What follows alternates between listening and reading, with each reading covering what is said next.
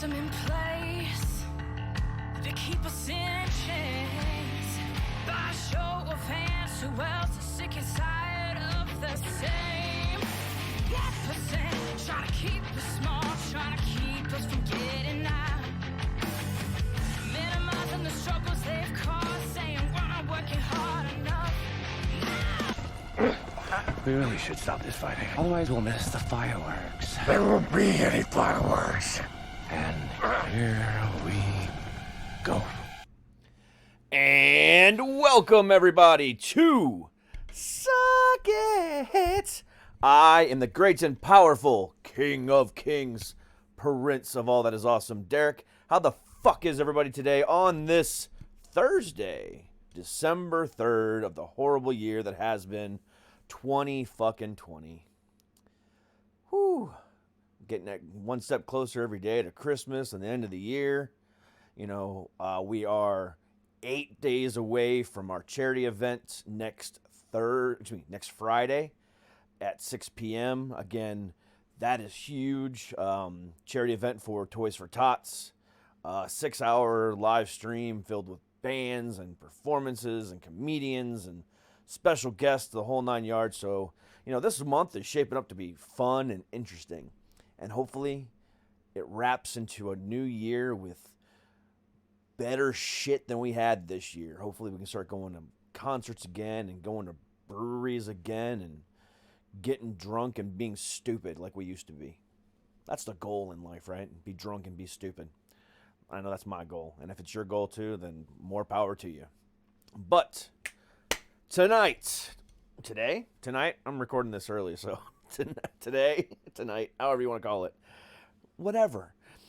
I have a Seattle metalcore band by the name of Designer Disguise, who had just released a new single called Outta My Face, featuring the Dropout Kings. Video is in the description of the video and the podcast. It's fucking pretty badass. And we'll talk more about it because they did something with this video that I did not expect, which I really liked. Kind of going with the flow of the times. So let's just get right to it. So without any further ado, please welcome to the show from Designer Disguise. Please welcome Jackson. Hey. What's going on, man? Just living, existing, getting through the shit pile, like you're saying. But, you know, we've been hard at work in the band since the beginning of quarantine. So the one good thing that has gone on is that we've been able to make shit happen and still release music and not like be waiting for anything. So yeah. As creators, you know, whether it's a, you know, musician, you know, an indie film artist or, you know, a YouTuber or Twitch, you know, streamer, whatever, or a podcaster like me, you know, it's given us a lot of opportunities this year to, you know, to create because we've been kind of stuck at home. You know, some of us lost our jobs and then dedicated their self full time to, you know, creating. That's what happened to me. And, you know, I'm very thankful for what happened. I'm very thankful that I got, you know, let go in order to drive the show to where it's at today. So, you know, I've heard that a lot, especially from the indie artists that I've been talking to. You know, this last month and a half, I've talked to nothing but indie artists. I mean, 20 plus bands, and it's been fan-fucking-tastic. And I couldn't have asked for a better time to be doing it because there's so much good music right now. And it's, you know, from the indie artists that, you know, it's just like it's a wave of stuff, and it's just been fucking awesome. Especially when you can open up your Spotify or your Amazon Music and see indie artists featured in the, you know, in the featured category. And that is cool as shit. It's super cool. I think I really, you know, there's a division on how Spotify treats its artists in terms of how much people get paid and whatnot. But in terms of how they spotlight indie artists, like, it's amazing. You know, like we in the past year, you know, grew like 1,000% because we finally kind of figured it out. Spotify and Spotify started to see us, and it's just come together where now our music is getting all over the place. And that's also how I find a bunch of new sweet bands, because like also with home studios getting cool. And with a bunch of independent artists at home and having the time, like people are putting out awesome shit. Yeah. You know, I credit my, you know, because I've been getting emails and for months and months and months and months, but I was booked up for a while from your PR guy Mike over at Earshot, and I just never got around to, you know, being able to book anybody up until recently, which is fine by me because it's been worked out great. However, every time I got an email, I always checked out the press release. I always clicked on it, and I just started discovering this whole new wave of bands. And I got to give Mike, you know, I give him credit every time I talk to one of his bands. But I mean, for somebody to spend so much time and dedication on indie artists like he does is fucking fantastic. I wish there was more people like that in the world. But, you know, again, what I've discovered, you know, is just ridiculous stuff. And it's just like, damn, where's this been? Why have I been so, you know, had my blinders on to just what plays on Sirius XM Octane? You know, why can't I open up my eyes a little bit more? And I'm glad that I have. Yeah, I mean, the level of, you know, the playing field has been elevated, and there's just so many talented people, and it's finally like I think so. I used to be like in the iTunes library, had my whole thing fucking curated, and then iTunes updated at some point, and I was like, fuck this shit. And it took me a while to kind of get into streaming, and it was kind of for a while my music listening took kind of a hit because I was like, oh, there's too much, there's so much. But now I've sort of wrapped my head around where I need to go for what I need, and I keep just getting new artists and finding new albums and actually listening to albums a lot again, which is nice because for a while I was just like hitting the playlist, but now I'm actually following those trails backward to find those people, and sometimes seeing that those bands are like as bigger or smaller than us. And I'm like, oh shit, maybe we could like make some tunes with these guys. One guy I really want to hit up at some point is Ghost Kid, or the band Ghost Kid, because their shit has been awesome. And basically we got on New Core, that one of the Spotify playlists, and like they were just next to us, and I was like, oh, let's do this, and boom, one of my new favorites. Yeah, the collaborations this year, you know, you hit it right on the head, have been badass too. I mean, the indie artists again are just, you know, hey, what can we do to help you? What can we do to help you? Oh, well, we're gonna do this, we're gonna do that, and it's fantastic. I see all the time, you know, everybody promoting everybody on their Instagram or their Twitter, and it's like, it's not about, hey, this is what we're doing. It's about, hey, this is what they're doing too. So let's all support each other. Because like you mentioned, you know, briefly before, you know, how Spotify pays sucks. Yeah. You know, I mean, it's rough, you know, on average, it's a $5,000 for every million streams, roughly. And the percentage of people that hit that is 1 to 3%, somewhere in there. You know, and so the odds aren't the best. However, this year I've seen, you know, because Spotify just put out their end of the year spotlight, whatever it's called. I can't remember what it's called. Spotify Wrapped. Thank you, Spotify Wrapped. I got you. I just looked at mine yesterday, and I was like, holy shit! It's, you know, 11 countries, 159 episodes, you know, 47,000 average downloads. I'm like, holy shit! Okay, cool.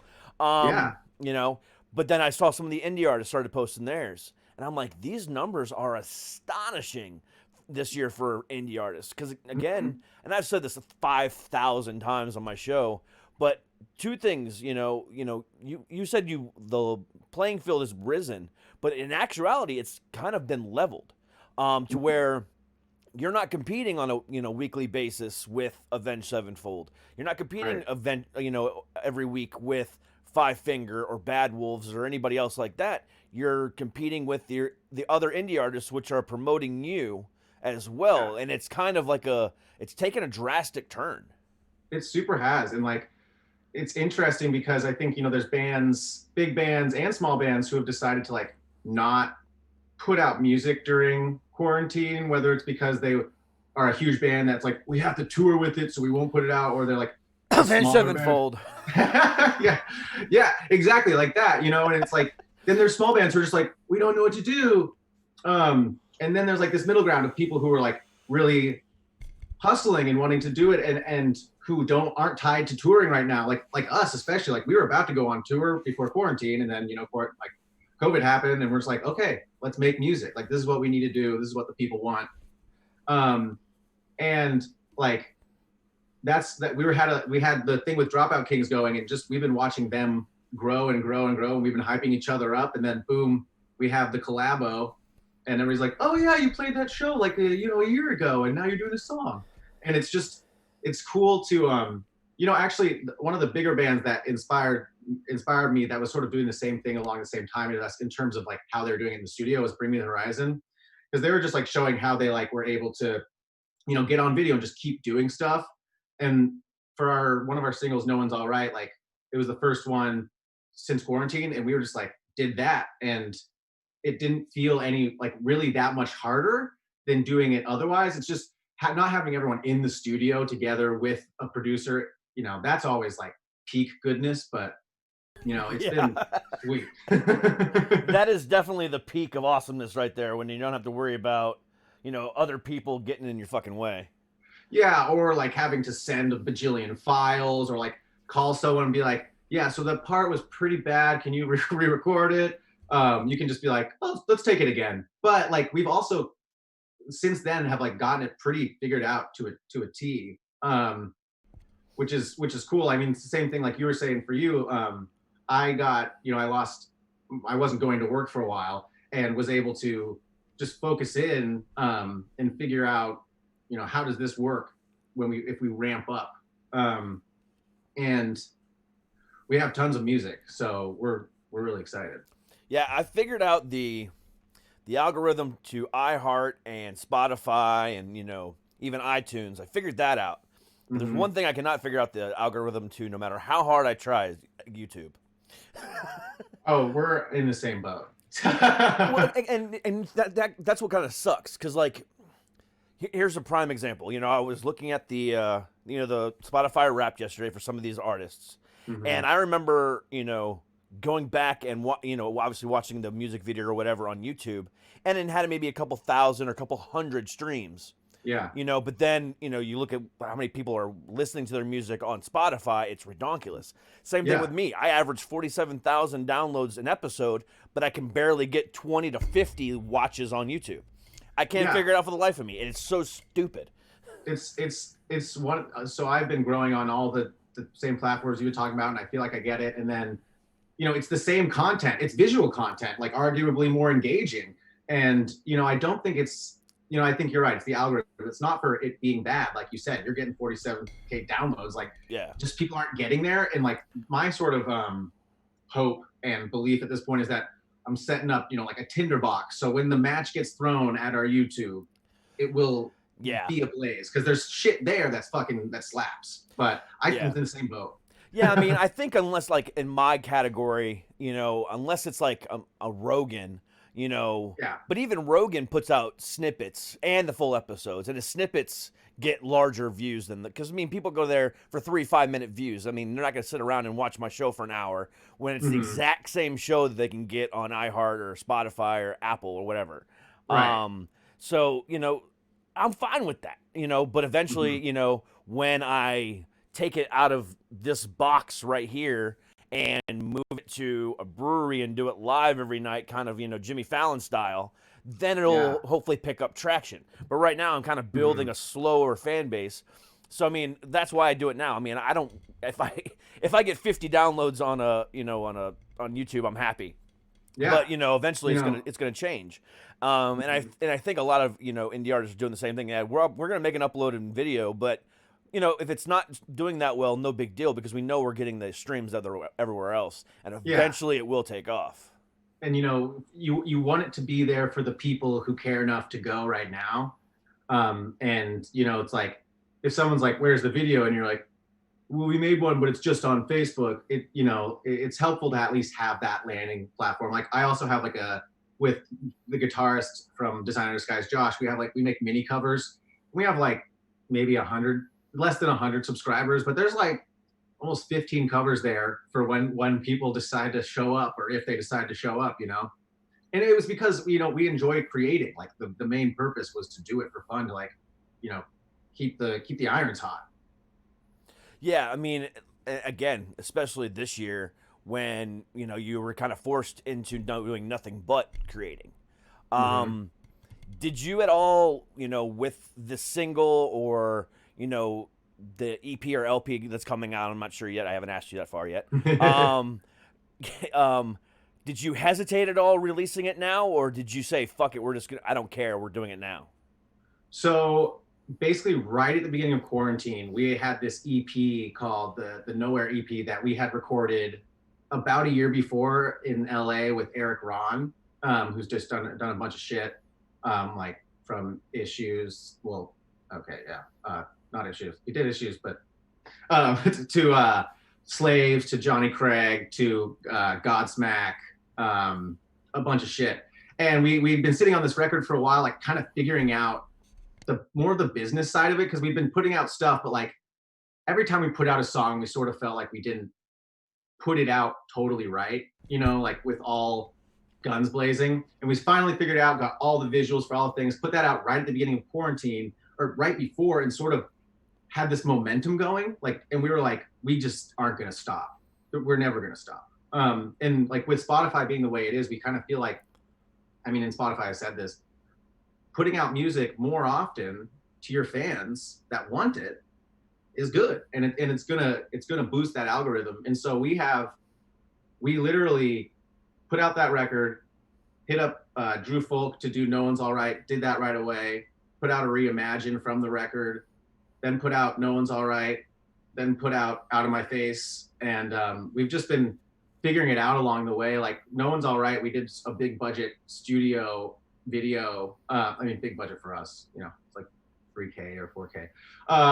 And still, that's a big budget. Yeah. You know, we're not rich, so for an indie artist, absolutely, that's a big budget. Yeah, and so then we were like, we really like having this visual aspect for people to interact with, but like we said, like the YouTube's not popping off. We're glad we have quality content there, but we do have like a ton of quality videos.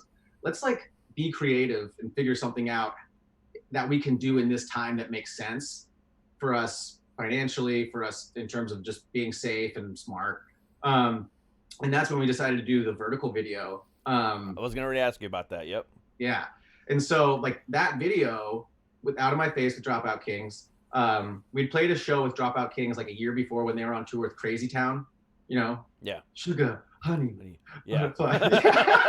It was an interesting show. That's all I say. But Dropout Kings are wonderful, and we were hanging out afterward talking about. Now like, I got that song stuck in my fucking head. Sorry. You're my butterfly, sugar, baby. Yeah, they come, fucking. Lady, come. I mean, no shade. I know everyone's trying to tour and shit, but like, I saw that song that like, you know, in '96, you know, was a fucking hit. Be played to like 4 people. One of them was it that long ago? Dude, it was might have been early 2000s. I was young, you know, I was between like 8 and 12 and didn't understand what was happening. I'm 29 now. So I'm 39. I graduated high school at that time. It was around that time. Yeah. But it was quite an experience seeing it performed essentially to an empty room.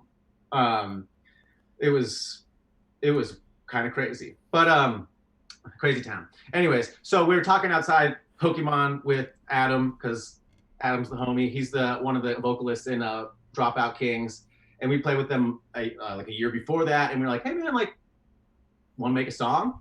And he was like, "Yeah." And so fast forward to now, we got them on the track. We got the whole track finished. We sent it to Jeff Dunn, who just did like the Crystal Lake, and he's just an amazing mixer. And got it back, and then went in the backyard of Justin, our other guitarist's house, and threw up a green screen. And Jacob Hansen, who's a wonderful producer and videographer, you know, came up with the idea and actually animated, you know, the whole thing, and like did all the I don't know how the fuck to do it, but he did all that shit, and it was incredible. It actually came together. We employed a dancer in a morph suit just to add something cool and sort of futuristic. And actually what's cool about the video on a different level is it's meant to be in like the shared universe of our previous video, No One's Alright. Like, okay, this sort of future, I mean, this future dystopian, but like not that future, because like the world's pretty fucking crazy already. But like, you know, this weird world where everyone's stuck inside and stuck on their screens and can't go outside, but less because of COVID, more because of inhospitable planet. And this was meant to be like a broadcast, you know, that would go into people's screens. But it was fun. It was just one day of, you know, playing in a backyard on a green screen and going off. what I actually liked about it was the fact that it was vertical, because you know, I saw the statistics somewhere. I can't remember what it is, but it's like 75 or 80% of all YouTube videos are watched on a phone. Right. It's somewhere around there. I might be off on that number, but either way, It's high. It's a high. If it's not that number, it's near that number. So you know, being that everything is still shot in, or now in, you know, 1080p or, you know, 4K or whatever, you have to turn your phone in order to get the full effect. Yeah. This, you just hit play and it's full screen right away, and it encapsulates your phone. You're not missing anything. You're not having to squint your eyes. It's just boom, it's there, and it was so well done. I watched it. I was like, holy shit, this is different. And it really kind of sparked my interest. And I was like, I've never seen another band do this. And again, now it's gonna, like, people are gonna be like, oh, maybe we should start doing this, and it's gonna pick up steam. It's really, really, really cool. Yeah, we wanted to do something different and like for less money, but not sacrifice creativity. And so we had to, you know, expound on that part of it and figure out just something that was different, that would be interesting. And like you said, like, I mean, everyone's already on their phones, but with quarantine, like, everyone's really on their phones and really watching things like that. And so we're like, you know, let's do that. And there's like a Billie Eilish video. She may have been one of the first ones, or Halsey, that did it. You know, pop artists like did it a little while ago. And we were like, I mean, we can do this too, you know? And because, like, it really hadn't been done a ton, at least, you know, and I hadn't seen it a ton. And what's also cool is, like, with, you know, TikTok and stuff, like, it just fits on there and, like, fits into that feed in a really normal way. Because TikTok's a whole fucking crazy world that I've been getting into, trying to go viral, because the algorithm's different than anything you've ever seen. Yeah, it is. Yeah. It's and that's been fun, but that video itself has performed well because of the how it's the verticalness. Yeah, I mean, that's one thing that I have tinkered with that I know I need to get more into is TikTok. Yeah. You know, I mean, I know how to use it. I'm not, you know, an old fart or nothing. It's just, you know, it's just another fucking social media app that you know, it's like, shit. You know, I just grew to 15,000 followers on Instagram. Now I got to go over here and do the exact same shit again. Fuck. Yeah. No, that's my exact feeling. I was like, I don't want to do this. I don't really get it at first, you know. And then I'm just like, okay. And then what happened was I posted finally one video that went like mini viral, got like 20 or 30,000, and it got 1,000 followers in like a day. And I was like, oh, so I could just kind of throw content on there like a lottery and grow this. And as long as, like, what I've learned is, you know, do genuine stuff, do stuff that you've made, and, you know, use hashtags that are relevant to your video. And then since I kind of hit that point, I've grown almost to 4,000 followers, like in a few weeks. Yeah. And you can repost content. It's just crazy. Like, it's just this different world. The one danger of it is if you start watching other people's videos, you can fall pretty deeply into a TikTok hole. Oh, absolutely. But the one thing I do like about TikTok versus, you know, Facebook or Instagram or even Twitter is the For You page.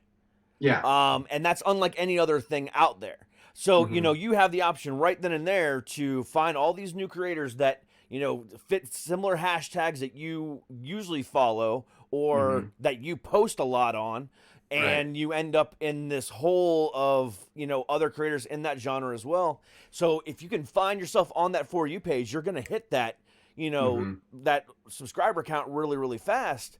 Because, like, as I was watching your video earlier, let me kind of give you this. And this kind of proves the point on YouTube. So on YouTube, where did it go? Hold on, let me click it again. All right. So on YouTube, so the video that's linked to the PR link is for In Vogue Records, okay? Right. Which has 238,000 subscribers, okay? Yeah. your video got 2,500 views and only 139 likes. Mm-hmm. So people are watching it, but yet they're not clicking that like button. Mm-hmm. And it takes 2 seconds to just click that like button. But on TikTok, you double heart it and then you click, follow right away. And it's an automatic reaction. But even deeper, if I could look at In Vogue Records, stats, my question is, how many of those people are actual subscribers and how many people actually hit the subscribe button after watching that video? For me, it's like 70% of people that watch my videos aren't subscribers and they never hit subscribe or like. Mm-hmm. And it's like, again, that's part of that algorithm, but TikTok has a completely different algorithm that is easier to grow. There's people on there that have been on there less than a year that already have a couple million followers just because they were able to figure it out really, really quickly. Yeah. And I think right now we're in a place where, because TikTok's about to start allowing you to boost videos where it no longer says it no longer makes it like an ad. So it just like you're boosting your video like Facebook does. It does say sponsored on Facebook or like on Instagram where you boost it and it doesn't really say anything. You've just boosted it. Yeah. And so they're really starting to try to pick up the whole thing. And I've heard from one of my friends who knows the music coordinator at TikTok, was saying it's about to get harder to grow because of that, because now they're about to monetize shit. So he was saying, get in now. It didn't really make sense to me, but I was like, I'm growing now, so I feel good about it.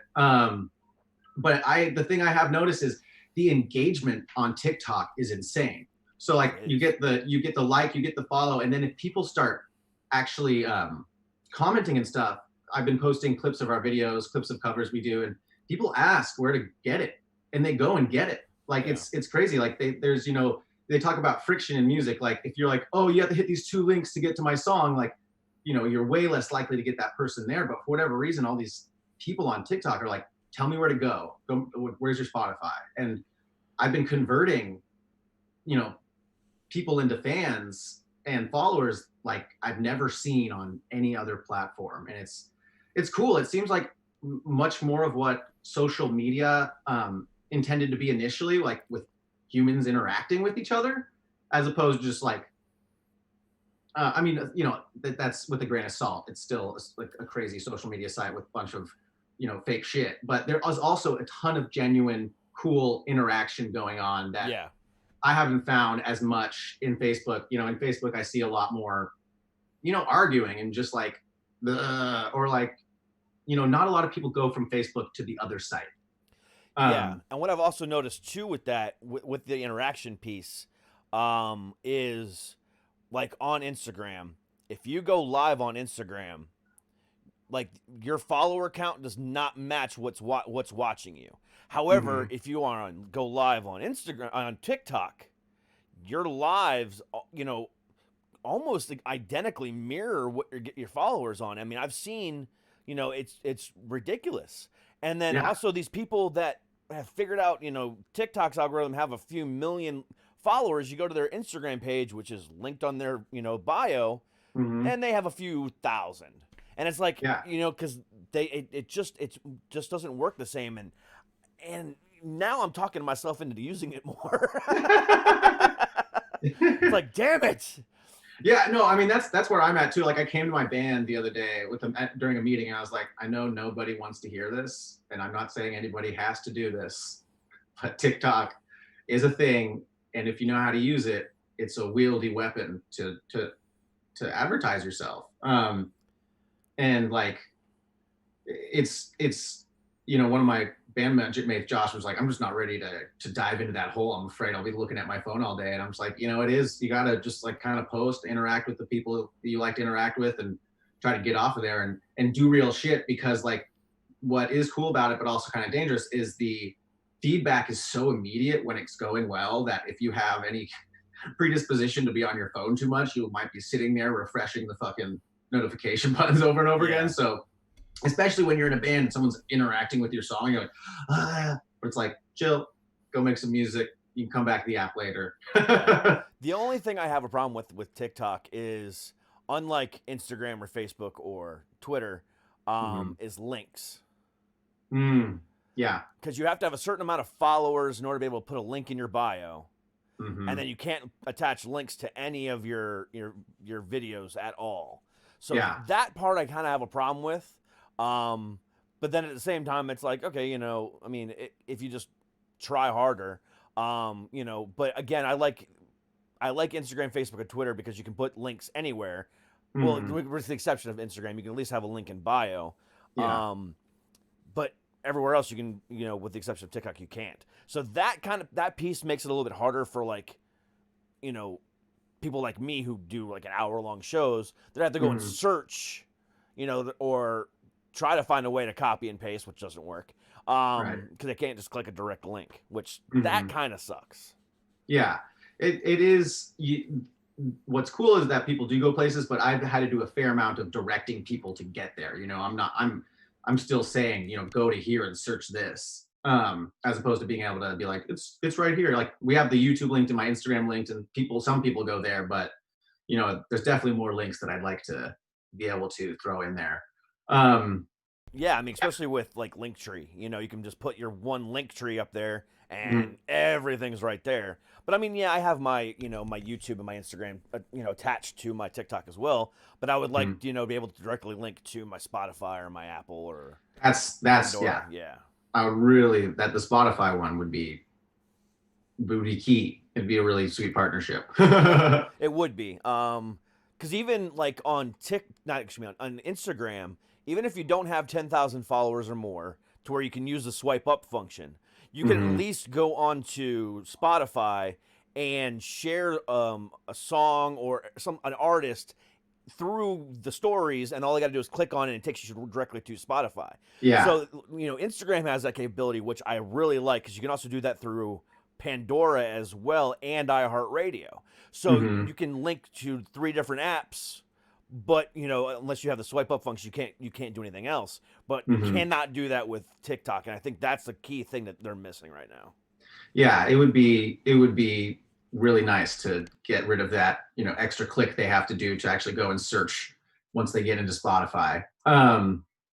But yeah, we have been working on still new music as well in the background. So we just signed with Substream, which is the imprint label of In Vogue. It's like their poppier, more solo artist side of it, but we do both. Like, we range from like quite heavy to more poppy songs. We have just this range that we like to do. Yeah. And so it's cool to get in on that smaller side of the label. Nick Moore is a really good dude. And we're really excited about the partnership. And we have a song sent off to Taylor Larson right now that we're really excited about. Oh, wow. Yeah, it's this one. So this one's about to be more poppy, and it's like really, really positive song. We, you know, like everybody, like has mood swings. You know, we go from writing songs about wanting to like push people out of our faces to being like, the whole world's good and we could do this if we're positive. You know? Yeah. Because, you know, I feel both those things sometimes. And we got that one, but then we got a whole, you know, album's worth of kind of darker, heavier stuff. Kind of, you know, I don't know if you've seen Bring the Horizon, but they have their most recent album is like post-human survival horror. And mainly what I'm saying for that is like they've picked like a theme, you know, and are writing sort of within that. These are songs that kind of fit with that. And that's what we're doing as well. And so concept-esque or theme-esque? So it's a mixture. Okay. Where I think for us, as we're writing within the theme, not so much as like we have a narrative story yet. But what we want to do is write within the theme of, you know, space, like lost, darkness. And then, you know, as we write those songs, like whether it's about our own personal trauma, our own success, like interpret those songs into a narrative based in the theme. Whether it's, you know, I think whether that narrative ends up being loose or like fucking tight as hell where we can make like a, you know, a fucking book out of it. Like, I'm not sure yet, but I think starting with the theme and allowing yourselves to, you know, be like, well, this song is technically about something I've been through, but this is what it, if we were going to make a music video out of it, this is how we would explain it in the context of the narrative. And then we have 3 other like albums that are different themes already that we that we're going to bounce between. And so we're really excited because with, you know, getting the signing, we have a little more financial means to go do the damn thing in the studio, because we've already written most of the songs and now we're working on vocals, and we really want to, you know, when the time is right, get in there with someone who can engineer for us, but also give that sort of, you know, backseat producer, like if we're having a disagreement over, you know, is this the sickest part, or like, should we change it to this? And they can be like, change it to this. Because we have in the band, you know, great musical minds, and, you know, we disagree, which is good, but it's nice to have somebody who can be like, yeah, these are both cool, this one's cooler. And then we'll just be like, we're, you know. Yeah. So that's what we're looking forward to. Yeah, I mean, and this topic has come up a lot over the last few weeks with different artists, is the whole idea of concept albums and themed albums. Because those are my favorite. You know, there's nothing better in the world, and I've, again, said this 5,000 times on the show, than sitting back and listening cover to cover a Coheed album. Oh, yeah. You know, and listening to that story, and then with Coheed, you know, having the comic book aspect of it as well. You know, like you were just saying with you, what you wanted you guys were talking about doing, you know, that adds that extra element. You know, another band that I'm, you know, that I've had on the show that does that same thing, a band called September Morning. I've had, you know, the lead singer on this show, which she was badass, but they do the same thing. Concept album, comic book, you know, fantastic. But then you have bands like, you know, Ice Nine Kills, who just did a themed album of nothing but horror movies. Or, you know, who else? I was going somewhere with this, and I can't remember what else I was going to go with. But then you have, you know, or Shinedown last year. Was it last year or 2 years ago? Did a concept album. You know, the whole idea of themes in an album, I love that, because it all makes it one cohesive story. Even if it's not telling one story, it's all giving that same idea. Right. It still gives you a reason to listen cover to cover. You know, even during some of the songs that you're not too much of a fan of, you still listen to, because it adds a certain element, a certain dimension to that story as well. Yeah, it serves some purpose within that space or that story. And what I love about, you know, in art, but, you know, really concept albums is like, you know, I listened to some concept albums growing up. Like, you know, My Chemical Romance had concept albums, and I like misinterpreted the shit out of them. Which was, but like what was cool was like I made my own story, and I was like, ooh, I think this is what they're saying here. I think this is what they're saying here.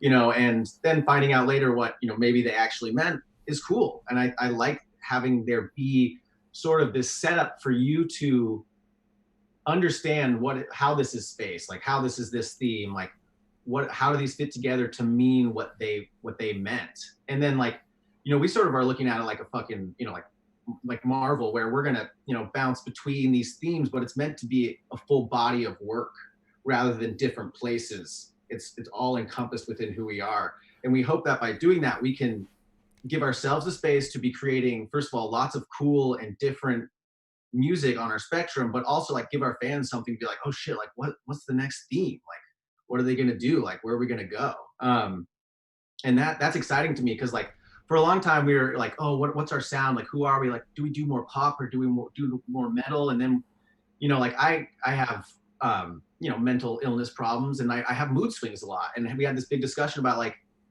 you know, more than one thing can be true in a person, you know, more than one thing can be true in a band. You know, you could have these feelings and express these things and have them be true if they're true about you. I think where you get in trouble is if you're a band who's like, we need to be a pop band now because that's what's popular. You know, that's not a genuine choice. You know, like if you have pop music to write and poppy things to like say, like, and you bring that genuine attitude to it, I think that's cool. And like, that's what I love about us is like, you listen to a song like No One's All Right, which was our previous release to this one. That's all about, you know, like commiserating with society and the world.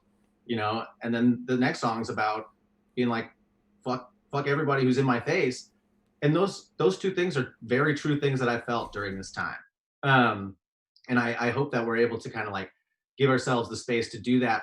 And by doing that from an early stage, you know, not have it be so much like Linkin Park and Bring Me the Horizon have gone through with, you know, levels of hate as they've done different things. Which, you know, I imagine is good. You know, when we put out a popular song, the heavier people are like, yeah, I'll wait for the heavy one. And Yeah. but that's cool, you know, like to have different groups of people be excited, or just have that space to do different stuff, but that remains genuine to the soul of the band. So I'm glad you brought something up that you said, because this is a topic that I love talking about, because it's actually the theme of my show every day. It's always hinted around about, never sometimes directly talked about, which is that subject of mental health and mental illness. I suffer from bipolar disorder. I also suffer from PTSD and extreme anxiety.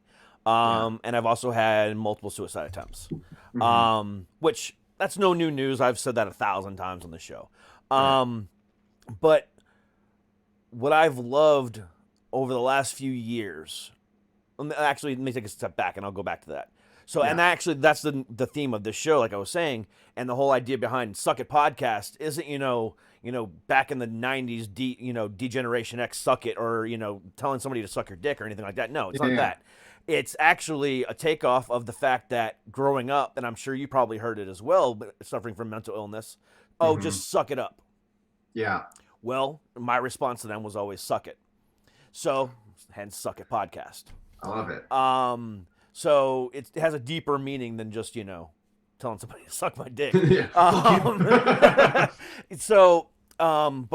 going back to what I was saying, you know, the whole idea of the last few years of bands, you know, of all genres, but rock primarily, throwing out that mental health stuff has been fucking phenomenal. Whether it be Ronnie Radke of Falling in Reverse with Popular Monster, or whether it be Ghost from Bad Wolves from 2 years ago. Not Bad Wolves, Bad Flower. You know, or years and years ago, probably about 8 years ago, 9 years ago now, Nothing More with the song Jenny. You know, and then there's countless other songs out there now that really bring this home in ways that's never been done before. Because up until, you know, and still even today, but it's less of a, you know, one now, but that stigma around mental health is stupid. You know, you're bipolar, I can't associate with you because you're going to have too many ups and downs. No, motherfucker, I'm medicated, I'm fine. You know, I know how to handle my shit. Thanks to, you know, Lexapro and THC and CBD, I'm good to go. I'm wavy, baby. Exactly. I might have my little ups and downs here and there, but I'm fine. Of course. And trust me, when I get manic, I get fun. So let's have some fun with that.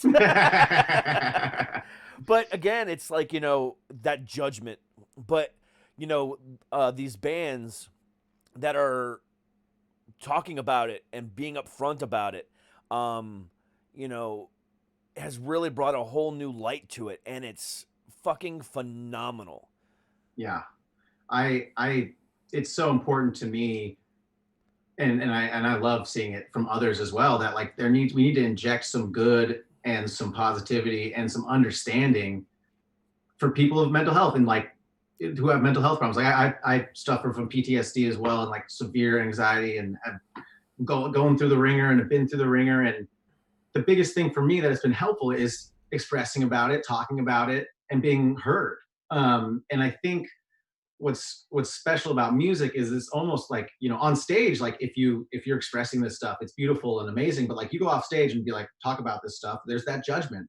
But I think when you perform and are vulnerable and say that that's not only good, but like what we should be doing and like cool, like you can inspire other people not to bottle it all up, you know. And one of our songs called Enemy, and we just did Enemy Reimagined, is one of the songs that is most special to me because, you know, I've struggled with just wanting to end it, and, you know, there's been a couple attempts. And when Chester from Linkin Park killed himself, I was like, fuck, man, like, you're my hero. You have everything I think I want, that I have, for whatever reason, decided is how I'm going to be okay one day. Because at that point I was like, I'll be okay by doing music and I'll be famous and that's how I'll be okay. It's like, no, like mental illness comes for us all, no matter where we're at, how good it looks like we're doing. And we need to check up on each other. And that song, you know, the chorus is like, I'm so afraid of myself.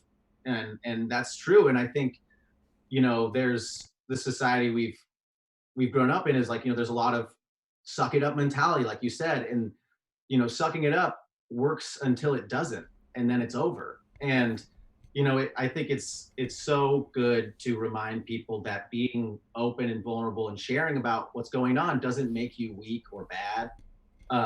It's those stigmas that we need to fight against, because it's like, it sucks when you tell someone, you know, not even like, oh, we're having a deep conversation, but like, yeah, I have PTSD or whatever. Then they give you a look like, and it's like, no, man, I'm just telling you what's up with me. You know, like, you know, I'm not.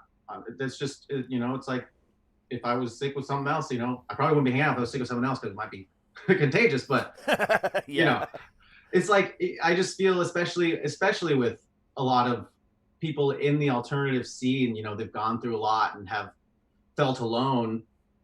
And, you know, there's people that you can tell are suffering, and then there's tons of people you can't tell are suffering. And I think it's important for everyone to reach out, and it, you know, whether it be a song that's like, I'm here for you, or it's a song where you're just admitting like, this is my struggle and I'm sharing it because it's important to do that. Yeah. And I just agree so much. Yeah, and you mentioned Chester Bennington, and you know, I was never the biggest Linkin Park fan. I was a Chester Bennington fan because I thought he had an amazing angelic voice, but I was never a Linkin Park fan, just because that wasn't my style. Right. But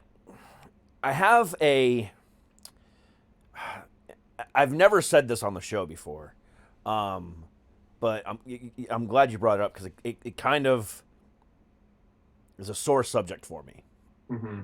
Because, you know, for years and years and years, you know, he, you know, told his story and how he was upset with his life. And, you know, it was recognized. People knew that he had mental health issues. But I don't think they really recognized it until after his death. But what gets me about it with him, and this is why I have a, you know, a difference of opinion than most people with, you know, his tragic passing, and is the fact that the thing that kind of sent him over the edge was the fact that he was best friends with Chris Cornell, and Chris Cornell committed suicide, and then he turns around and 6 months later does the exact same thing, and that right there put a damper on things for me. Yeah. You know what I'm saying? It was kind of like, dude, you saw your boy was suffering, and you saw what happened to his family and his fans and his friends after he did it, yet you go and do the exact same thing. You know, that kind of killed the message behind me. Now, obviously, there was obviously a whole bunch more to it. But from the outsider looking in, someone that deals with this on a daily basis, who talks about it on a daily basis, who works with companies like BetterHelp, who's my major sponsor on the show, it really kind of made me go, well, fuck, that doesn't help anybody. You know, that just made everybody's lives a little bit worse. You know, could there have been another alternative? And so it's kind of, I like I said, I have a difference of opinion with it, and it's still a tragic passing. You know, suicide sucks regardless, and I'm never gonna say, you know, certain situations, you know, I have said it, and I regret it now, to where, oh, you know, that's a weak way out, that's a loser's way out of taking it, and I regret saying that in certain circumstances. Excuse me, but in this situation, I'll never say he was a weak way out for him, because he did mean a lot to a lot of different people, and those are fighting words. I'm never going to say it. But at the same time, I think what he did was really counterintuitive. Yeah, it helped him, but it only made the rock world say, well, okay, now we've lost two of our biggest idols, you know, this year due to mental illness and suicide, and one was directly linked to the other. Okay, so why it's okay for them to do it, so why can't I? And that's kind of where I come from on that. That's where the song Enemy came from. I was like, well, shit, like if they're killing themselves, like there's nothing for me, like what's the point? And I think you got to battle against that. And the thing that I think about, I think about the other people. I think about how many people I'm going to give trauma to if I leave, and that I'm not casting aspersions on anyone who's committed suicide, but there is a selfishness to it. And every time I've thought about it, it's selfish. I'm not thinking, oh man, fuck everyone else. I'm thinking like the pain is so much, this needs to end. Yeah. But what takes me back is like the amount of pain you create is just so sad. And this isn't judging people for feeling suicidal. Like I feel those feelings, but it's what gets me back is that we're not alone and we can do this together.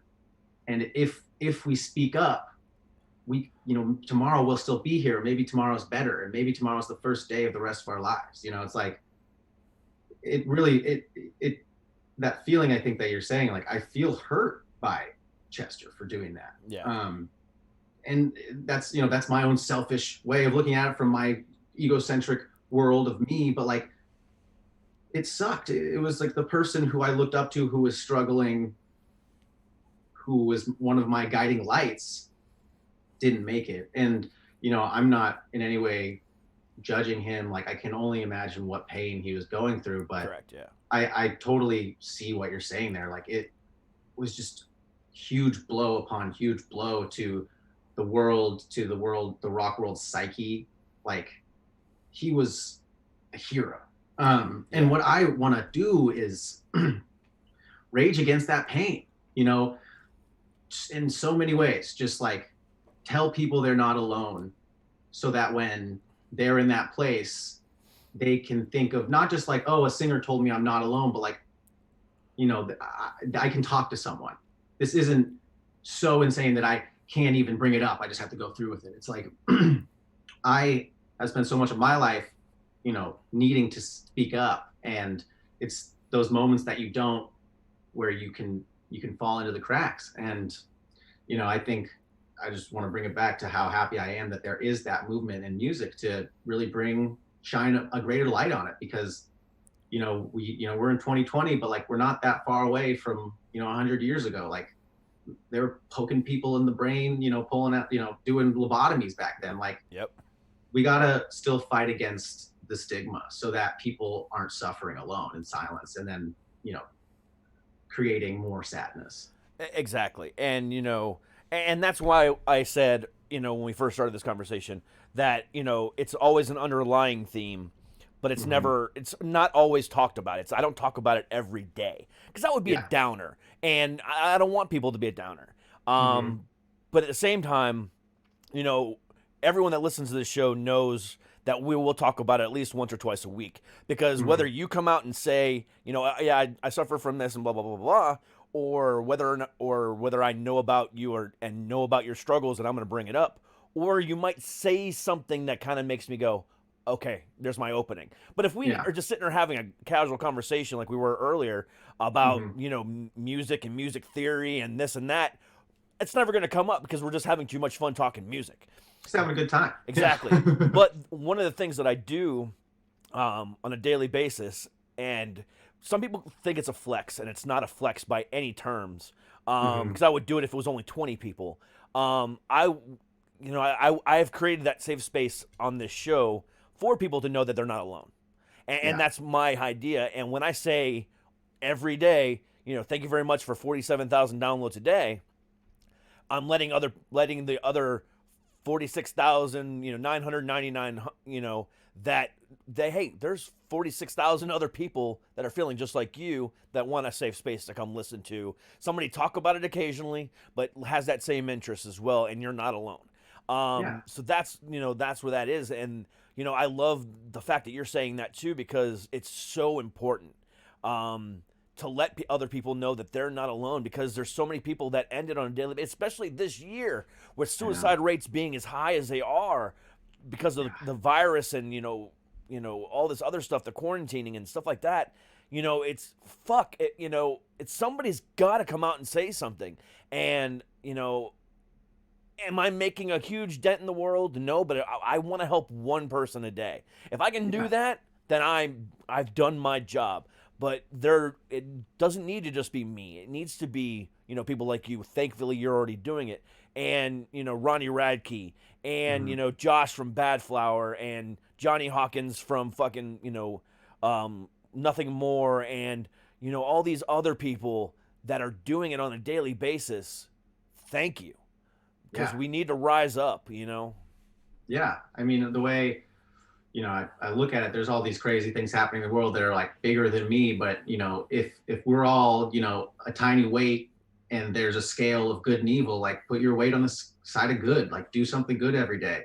Like you maybe can't, you know, fucking fly into the air and evaporate COVID, but like you can fucking, you know, tell someone that you love them and listen to them because you know they're having a hard time. And those little things add up to a greater good, you know, and it's so easy to get bogged down in feelings of nihilism, just like nothing matters. And it's like, well, man, like if nothing matters, I at least want to have a good time where people are happy. So like, I'm not going to just add to the darkness, you know? Exactly. And, you know, even with some of the songs that have come out there that are really dark, I mean, especially like in, you know, Popular Monster, you know, crash my car at the wheel again, you know, you know, all these things that he says.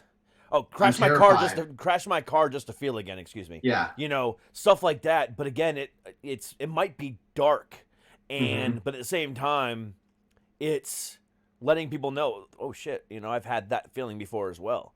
You know, or you know, or the line in Ghost from Bad Flower is hold on, what is it?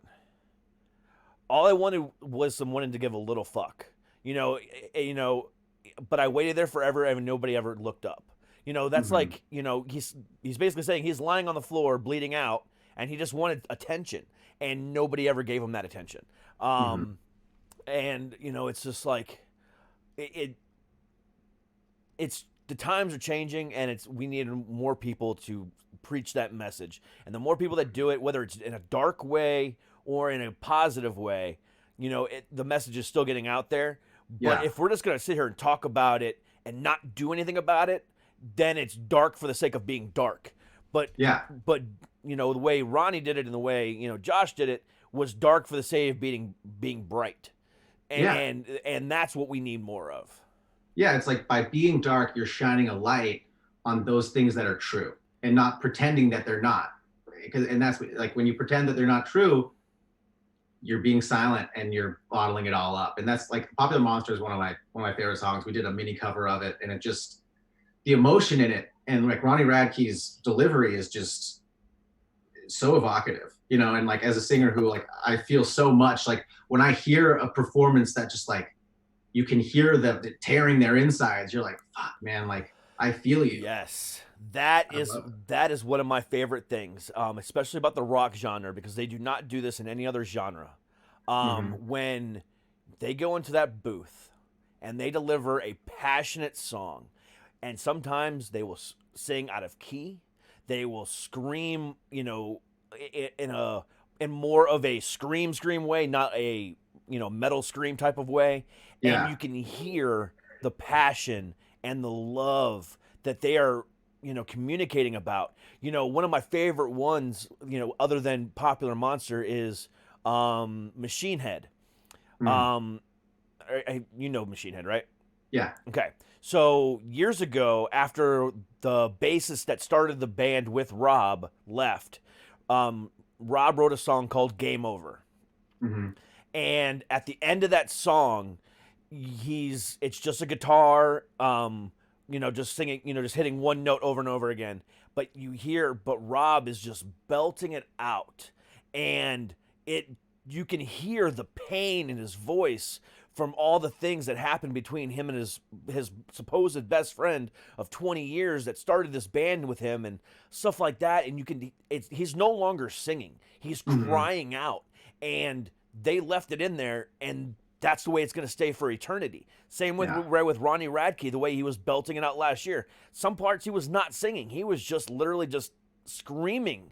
Yeah, there's and like it's cathartic. Annihilates me. Like it's like I did in the cover. I was like, how do I even like what? This is just fucking like gutter, like human, just like primal. Blah, and it felt so good to do. Like it's on like when you get to express like that, it's one of the only places without stigma for you to just let out that emotion. And I love it. I love going in the studio, like just, not even, our home studio where it's just like in the basement and I get to turn on those emotions. And, afterward, Josh is like, fuck, damn, Yeah. And it used to be hard to turn it on in the studio, but now every time I sing, I'm like, yay, I get to channel these feelings. Exactly. And, that is the one thing I love about, like I said, I was just saying it, love about rock music is because, they would say, oh, you were off key, in pop. Let's redo that again. Try to turn down the emotion and just sing. No, fuck that. In rock, we're not going to auto-tune that shit. We're not going to do it again. No, it sounded perfect to me. We're leaving it in there. That's my real raw emotion. And we can do that in this genre. And, and that's why for the last 30 plus years, ever since I discovered fucking, And Justice for All, as a 7-year-old kid, like fucking hell, this is what music's supposed to be. Not overproduced, not, anything else, but, 4 or 5 guys in a room with a producer and then a mixer later. That's it. Unlike pop or R&B sometimes where there's 75 people in the room, all hands in one basket that produce one song. No offense to Beyonce, but that's how she does her shit. She might have an amazing voice, but it takes 75 people to make one good song for her. And that's how you want to do it. That's more power to you. I'm never going to knock that. But, on this side of the fence where it's real, it's raw, and it's emotional, there's nothing in the world that can compare to that ever. Yeah, I'll never. I mean, I have an eclectic taste, but like nothing, only rock music and metal get me fucking like sprinting when I'm running, like without me meaning to, Yeah. I'm like, oh fuck, I just sprinted. Fuck. Yeah, especially on some of those, just those amazing fucking double kick parts. You're like you start picking up your pace just because the kick drum's going crazy. Oh yeah, it just gets me going. Sometimes I'm like, damn, like I can't listen to this right now. I'm getting too fucking heated, Yeah, exactly. But I love that. Like I love taking it to the gym and I just like that heavy shit and just letting that energy course through you. Yeah, and that goes back to what we were saying before about themed and concept albums. If you can pick one heavy ass themed concept album and just listen to it cover to cover, you never miss a beat. But sometimes you got to set up a playlist to make sure that it all meets that exact same thing. But like the other one that I was thinking of that I couldn't remember earlier was Avenged Sevenfold's The Stage, which was a themed record, not a concept, but more of a theme. Right. But I can listen to that all the way through, and science fiction and the Matrix theme and all this other crap that they got going on is fucking fantastic. But again, that flows, and you can just listen to it nonstop and just get that feeling, and then go to another concept album. But like like you were just saying, going into a gym or running or exercising, to have that extra little pump, but then at the same time for just to flow. Yeah, it just makes it that much better.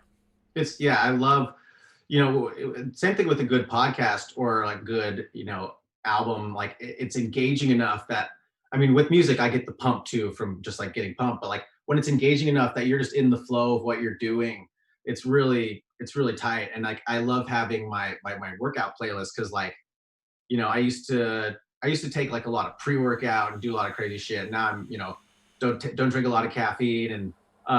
But I realized I was like, holy shit, like the thing that gets me the biggest pump, the biggest boost is music. Like if I go in there and turn on, I don't know if you know like Alpha Wolf, but their new album slams. Yeah.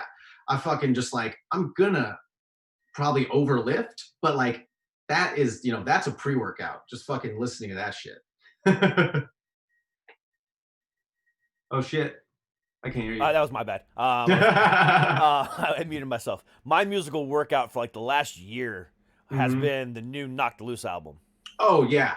Oh my god, that Fucking shit goes, just dude. it just fucking nonstop. Look at that.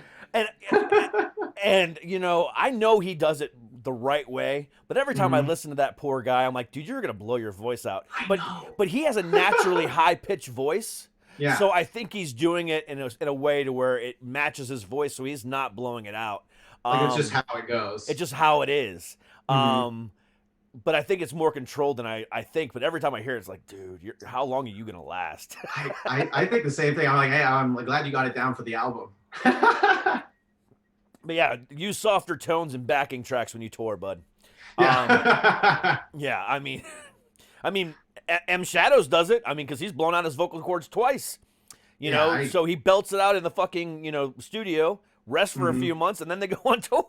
Yeah, it's crazy to me like that. I'm a trained, like I sang in choir and like opera and all that shit like growing up, and like I got into rock, but like all my classical teachers were like, don't do the crazy stuff. So like I have this really good understanding of basic like singing theory for how you use your body. But now I'm just breaking the rules, but with that underlying theory. So like it's not fucking me up. Like I'm finally getting to harsher tones and stuff, but that feel sustainable. Yeah, but I mean, there is a right way to scream and the right way to growl. But if it's constantly guttural, you're gonna blow out your fucking chords. I mean, you have to hold your breath, and you have to, push the air out versus, exhaling. And it's very diaphragm driven. And if you can feel the scratchiness in your throat when you're doing it wrong. And there's certain things about it. I mean, I used to be a touring guitarist, backup vocals, and I know how to scream and growl as well. So I mean, there's a right way and there's a wrong way to do it. And my best friend is a classically trained opera singer. And whenever I do it, she's like, "Oh, you're gonna fuck up your voice." I'm like, "No, I'm doing it fine. There's no wrong way to do it. I mean, there's a bunch of wrong ways to do it, but I'm doing it the right way. I promise." And it's just one of those things, But then I see people who can naturally do it, like fucking Tatiana from fucking Ginger, or Maria Brink from In This Moment. They just have this natural ability to fucking scream and growl like it's nothing. Yeah, well, the Spirit Box. Yes, their singer's insane, like incredible. Like that same sort of vibe where I'm just like, holy shit. Or Howard Jones. Oh yeah, of Killswitch Engage or Light the Torch fame. He just makes it effortless. I've seen, I saw him in concert fucking countless times, and it just flows. Yeah, I think it's so cool. Like I don't know how to scream properly, so I don't scream. I do it for cover sometimes just because I'm trying to figure it out. But like, it's, as a vocalist, like it's something that is very impressive to me when I see somebody who's clearly doing it in a way that's so controlled. Like it's an art. Like it's clear. Like I was never somebody who didn't think it was an art, but then you see somebody who's like has finesse and just fucking, I mean, it's incredible. There's a lot of crazy screamers out right now. Oh my god, yeah. Slaughter to Prevail. Yeah, I mean, and then Randy Bly of fucking Lamb of God.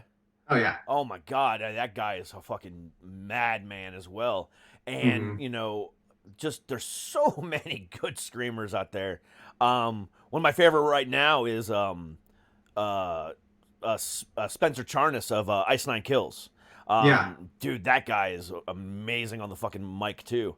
But it just takes a certain je ne sais quoi, I guess you could say. And it does take a lot of practice, a lot of talent. And again, it's all about holding your breath and pushing out the air versus breathing out the air, which is, it sounds weird when you say it like that, but that's pretty much what it is. And, you're using all diaphragm and your stomach muscles, and it's, and that's why like, Chad Gray of Mudvayne and Hell Yeah, when he screams, you see him always double grab the mic because he's pushing it all out, and he's one of the only ones that does it like that. But you can always tell when he's about to scream when he grabs the mic with both hands. and I noticed about him that early on, and that's one of the techniques that I picked up as well back when I loved Mudvayne. Yeah. But it just takes a special kind of skill, and every time I get a chance to talk about that particular thing, I brag about the ones that can do it well, because so many people again think you're just screaming, it's so easy to do. Oh yeah, well, you fucking do it, trust me. Yeah, you do it. Yeah, I mean, and especially when you have people like Howard Jones or Maria Brink or Randy Bly, like I just mentioned, that can actually scream in fucking key. Yeah. It's amazing. It's a whole nother level. It's a whole other level of just, wow, that's amazing. Yeah. It's so cool. Our screamer, Justin, is really good at screaming. Oh yeah, and it is. He just gets some crazy tones, and like, it's fun to watch him do it, because like, I mean, we're all pretty mild mannered, and we like go into the studio, and Justin's like, we're like, okay, we're gonna do part, and he's like, and it's like, go off, baby. That's awesome. That's awesome. And then by the end, we're all fucking vibing super hard. There you go. That's how you do it. Mm-hmm. Dude, this conversation has been awesome, and you are just a badass, and the song is fucking great. Now I need to go back and listen to the other songs. I wish I would have heard about you guys sooner than what Mike sent me, but you guys are just, I mean, that song right there just captivated me. And I encourage everyone to click the link in the bio or the description, wherever you're listening or watching. It's all there. Go and watch this fucking video. It's fucking amazing. The song is great. It's got elements of the best way I can say it, if you've never heard these guys before, this song in particular reminds me of a good mashup of like I Prevail, Falling in Reverse, with like a little bit of Rage Against the Machine in there. That's what this song kind of has to me, which was amazing. The rapping, the growling, the hard guitar parts. It's a little bit of everything, and I really, really, really dig this particular song, and I cannot wait to go back and listen to some of the other stuff. Because I'm putting together right now a year in review of indie stuff, because there hasn't been much major label stuff, so I'm gonna do a year in review of my favorite indie stuff, and it's going to be available on Spotify, because otherwise I'll get DMCA'd. That's one thing I do love about my podcast, platform, is that I can choose it to only go to Spotify, because if I use Spotify playlists, it's okay, and I don't get DMCA'd, so I will be putting that out soon. So this song will definitely be on that fucking that compilation. But dude, keep on keeping on. I definitely want to talk to you guys again, and hopefully get the whole band on next time, because I mean, this is you guys are fucking badass. We share that same message, we share that same theme. Obviously we know our music, and we can talk about just music and music theory for hours, which that has been the best part of this last month and a half, is yes, learning the new bands and finding out new music and listening to new stuff has been fantastic. But to actually sit down and talk music, just the music business and our favorite bands and our influences and just all this stuff, has been so much fun. And, I appreciate you coming along with me on that crazy ride this last hour and 15 minutes. It was wonderful, man. Thank you so much. Dude, no problem. But again, all the links for Designers Disguise is in the bio. Please click it. Please listen to it. Please stream it, because they fucking deserve all the credit in the world. Jackson, bro, you have a great rest of your day, and take it easy, and tell the rest of the guys I said hi. Hell yeah, brother. I look forward to talking to you again. Absolutely, brother. You have a good one. See ya. Peace. All right, guys, and that's our Thursday. Again, check out all the links for Designer Disguise in the fucking bio. Links are there. Great fucking song, great fucking band. Jackson is amazing. That was a great conversation that hit on everything I love about this fucking show. Go check it out. It definitely worth your time. But until tomorrow, same bat time, same bat channel. Come back for, again, another great fucking band. Another great conversation about music and artistry and theory and everything else in between. We're going to also be debuting a brand new album, a brand new song tomorrow. So that's going to be on the fucking cards there too. Come check that out. But until then, guys, stay happy. Stay healthy. And as always, stay fucking heavy. I will see you all tomorrow. Peace.